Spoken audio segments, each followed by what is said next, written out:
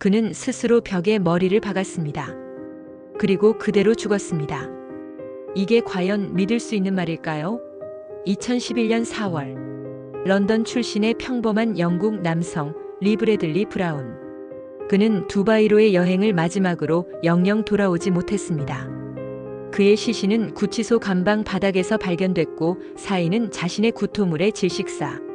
그러나 가족과 영국 당국은 이 설명을 끝까지 받아들이지 않았습니다. 도대체 두바이에서 무슨 일이 있었던 걸까요? 오늘 우리는 미스터리하고 비극적인 리 브래들리 브라운 사망 사건의 감춰진 진실을 파헤쳐 봅니다. 2011년 4월 6일 아랍에미리트 두바이. 두바이를 상징하는 7성급 초호화 호텔 버즈 알 아랍의 화려한 로비에서 한 남성이 체포됩니다. 그의 이름은 리 브래들리 브라운, 당시 39세의 평범한 영국인 관광객이었습니다. 가족들의 설명에 따르면 그는 평소엔 더없이 다정하고 예의 바른 사람이었다고 합니다. 주변 사람들과의 관계도 원만했으며 특별히 폭력적인 성향을 보인 적이 없었다고 증언했습니다.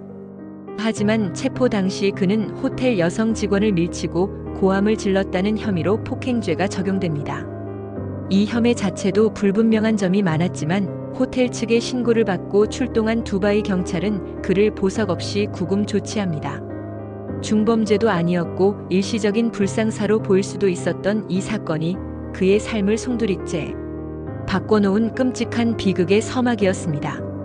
리 브라운은 구금된 지 불과 5일 만에 구치소 감방 바닥에서 싸늘한 시신으로 발견됩니다. 그의 죽음은 순식간에 영국과 두바이 양국에 큰 파장을 불러일으켰습니다. 그리고 두바이 경찰의 공식 설명은 이렇습니다. 리 브라운이 감방 안에서 스스로 벽과 바닥에 머리를 박는 등 극심한 자해를 시도했고 그 과정에서 의식을 잃고 결국 자신의 구토물에 질식해 사망했다는 것입니다. 이 설명은 너무나도 충격적이었고 그의 가족들은 물론 영국 당국에게도 쉽게 납득할 수 없는 내용이었습니다. 하지만 이상했습니다. 그 설명에는 여러 의문점과 상식적으로 이해하기 어려운 부분들이 많았습니다. 특히 같은 감방에 수감되어 있던 동료들의 증언은 두바이 경찰의 설명과 완전히 달랐습니다. 그들은 브라운이 수감 5일째 되는 날 감방 안에서 심하게 구타당했다고 주장했습니다. 마치 예정된 수순처럼 그리고 거짓말처럼 그 다음 날 그는 숨졌습니다. 감방 동료들은 구체적인 폭행 상황과 브라운이 고통스러워하는 모습까지 증언했지만 두바이 경찰은 이 모든 증언을 일축하며 폭행은 없었다고 단언했습니다. 오히려 브라운이 정신적으로 불안정했으며 이미 감방에 들어오기 전부터 자해 성향을 보였다는 등 그의 평소 인격과는 전혀 다른 진술만을 반복했죠. 그들의 주장은 마치 미리 짜여진 각본처럼 일관되었고 외부인의 개입을 철저히 차단하며 진실을 은폐하려는 듯한 인상을 주었습니다. 결국 두바이 법의학은 브라운의 사망 원인을 구토물에 의한 질식사로 최종 결론지었습니다. 그러나 이 결과를 납득할 수 없었던 영국 외무부는 사망 직후 브라운의 시신에 대한 즉각적인 조사권을 요청했고 영국 검시관들이 직접 시신을 조사하게 됩니다. 그리고 이 조사 과정에서 두바이 측의 발표와는 상반되는 중요한 단서들이 발견됩니다. 첫째, 시신에서 질식 흔적이 명확하지 않다는 점이었습니다. 일반적인 질식사에서는 나타나야 할 징후들, 예를 들어 목 주변의 압박, 흔적이나 얼굴의 출혈 등이 현저히 부족했습니다.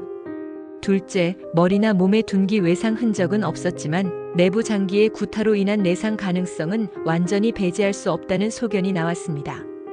겉으로 드러나지 않는 내부 손상이 사망의 직접적인 원인이 되었을 가능성을 시사하는 것이었습니다. 게다가 감방 내부 CCTV 공개 요청은 끝내 거부당했습니다. 모든 진실을 밝힐 수 있는 가장 결정적인 증거가 사라진 것입니다. CCTV 영상은 사건의 전말을 명확히 보여줄 수 있었음에도 불구하고 두바이 당국은 온갖 핑계를 대며 이를 공개하지 않았습니다. 결정적으로 두바이 경찰은 사망 당시 감방 안에 함께 있던 모든 수감자들의 신원조차 공개하지 않았습니다. 이들의 증언이 사건의 진실을 밝힐 중요한 열쇠가 될 수 있음에도 불구하고 마치 존재하지 않는 사람들처럼 취급되었습니다. 리의 가족들은 끝까지 주장했습니다. 우리 아들은 절대 스스로 자해할 사람이 아니었어요. 그는 분명 두바이 감방 안에서 잔인하게 살해당했습니다. 가족들은 아들의 억울한 죽음을 밝히기 위해 두바이 당국에 수차례 공식 조사를 요청했습니다.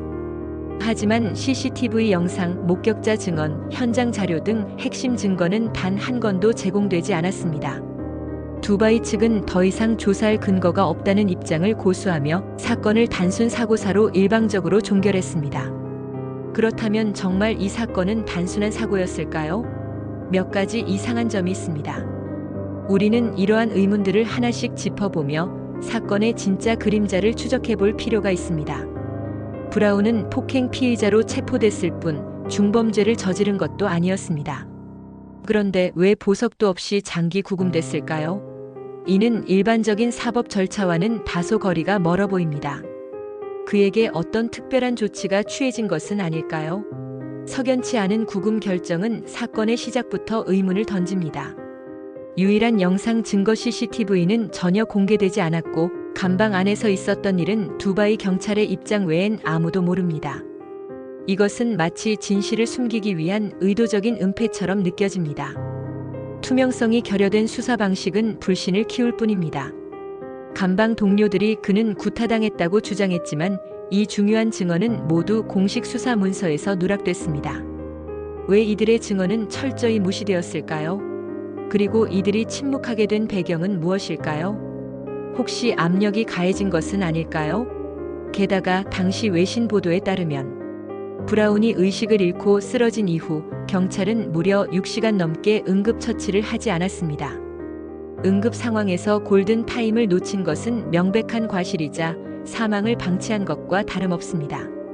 왜 이런 무책임한 행동을 했을까요? 시간 지연은 의도적인 것이었을까요?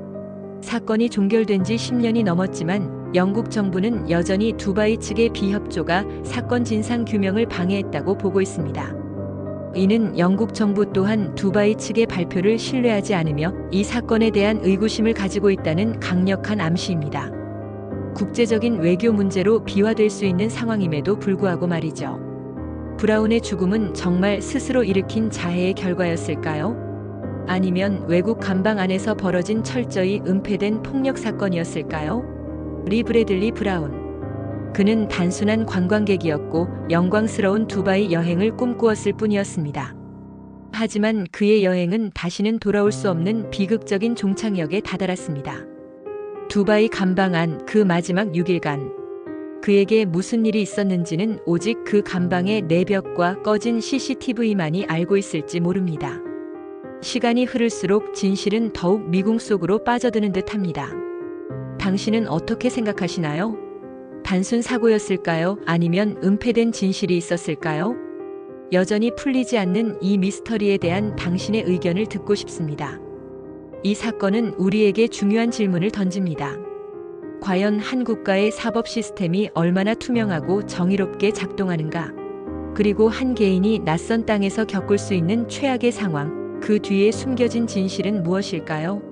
리 브래들리 브라운 사건은 단순한 사망 사건을 넘어 국가 간의 외교적 문제와 인권 문제까지 포함하는 복합적인 미스터리로 남아 있습니다. 그의 죽음은 오늘날까지도 많은 이들에게 두바이의 인권 문제와 사법 시스템의 투명성에 대한 의문을 제기하게 만들고 있습니다. 그의 가족들은 여전히 진실을 찾기 위한 싸움을 포기하지 않고 있습니다. 우리는 이 사건을 기억하고 진실이 밝혀지기를 바라는 마음으로 계속해서 관심을 가져야 할 것입니다. 댓글로 당신의 의견을 들려주세요.